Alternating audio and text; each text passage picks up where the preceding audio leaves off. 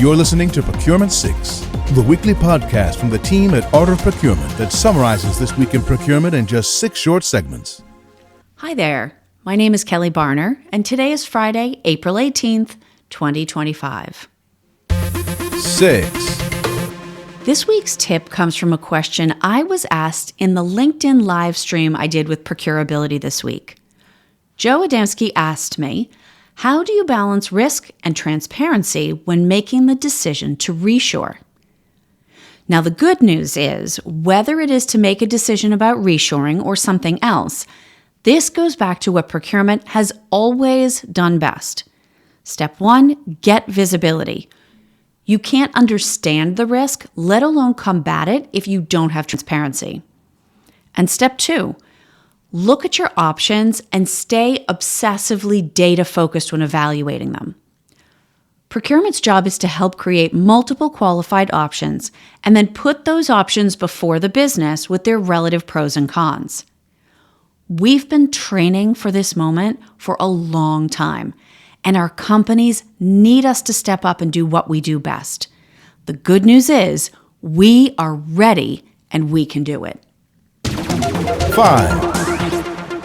The war for procurement talent has fundamentally changed. In fact, it's still changing right before our eyes as employers adjust their expectations and hiring practices in response to global economic uncertainty, supply chain pressures, and rapid technological innovation. As such, the skills that once defined top procurement talent have changed as well. Old skills have become obsolete, and new ones have become a priority for employers and hiring managers.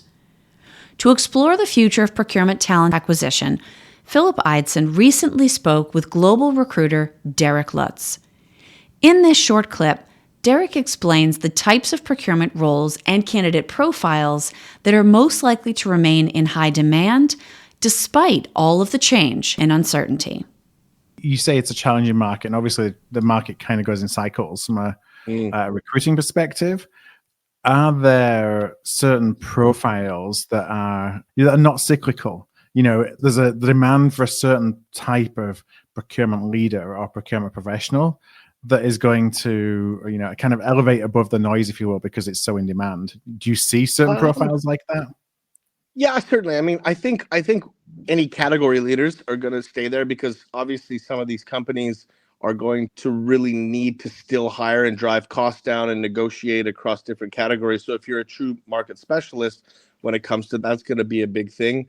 I think other roles that are going to be really important or facets of roles are going to be, risk experts. That's, people who understand supply risk. That you can have a seat at the board, table right now because they need people like that. Sustainability, of course, that's not going to go away anytime soon with that topic. Anything digital and data driven, all those skill sets, I think, are going to be and continue to be incredibly important. The next round would be, we talked about sustainability, maybe like more procurement business partner type roles. So when you look at the category managers, if they have those deep stakeholder skill sets, those are going to be gold. If they can align, and the trust thing is going to come back to that, like we talked about earlier. 4. Everything runs in trends, supply chains included. What was once considered a critical strategy can be canceled in a heartbeat if conditions change, only to be rediscovered and reapplied to great advantage a couple of years later. In this week's Art of Supply interview, I welcomed back Professor Thomas Goldsby. Tom is the D. and Jimmy Haslam Chair of Logistics at the Haslam College of Business at the University of Tennessee, Knoxville. He is also the co-executive director of their Global Supply Chain Institute. Tom rejoined the show to make a bold case in support of lean thinking and just-in-time inventory management. With reshoring becoming an increasing part of the supply chain conversation, the timing may be just right for lean thinking to rebound and once again occupy its rightful place in the supply chain strategy toolkit. This is Procurement 6 from Art of Procurement.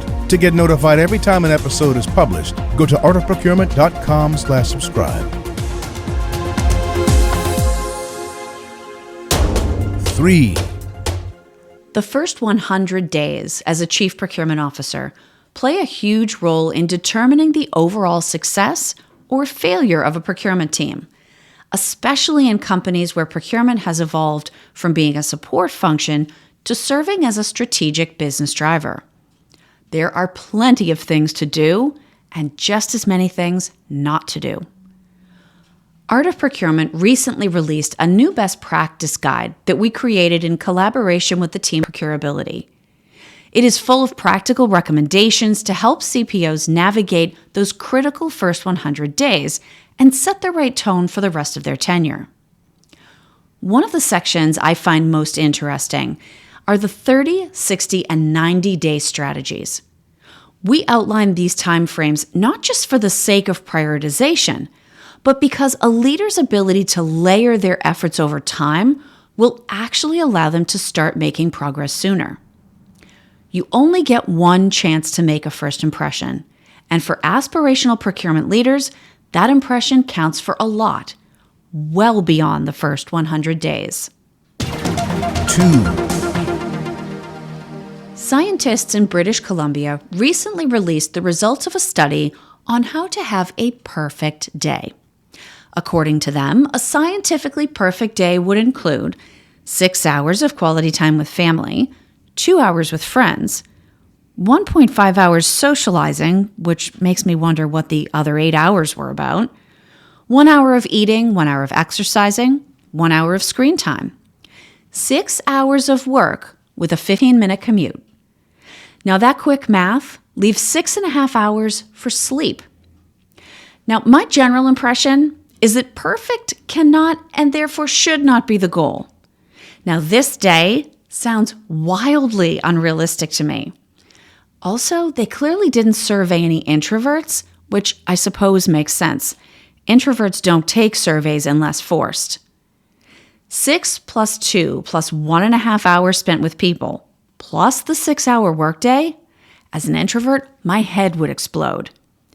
Now, maybe that is why the article I read about this study on a perfect day concluded by warning about the effects of toxic positivity. Clearly, an introvert slipped that in near the end. 1. Before I let you go, just a quick reminder that Catalyst LA, our first ever in-person event, is just around the corner. For our main stage keynote, we are glad to welcome Samir Kushalani, Global Procurement Operating Model and S2P Service Line Leader at McKinsey & Company, to help us reimagine procurement. The last few years of upheaval have given procurement the opportunity to elevate both their profile and their importance. Procurement's expanded role will now require us to reimagine our internal structures so that the function can respond more quickly, use technology more effectively, and support the business more strategically. The operating model of the future will need to be shaped by technology, deep cross-functional expertise, and of course, agility. Join us in Los Angeles on May 6th to start reimagining your own future procurement path. Thanks for listening. We'll be back next Friday at 6 a.m. U.S. Eastern Time. If you've enjoyed this pod, help us grow and tell your peers to search for Procurement 6 wherever they get their podcasts.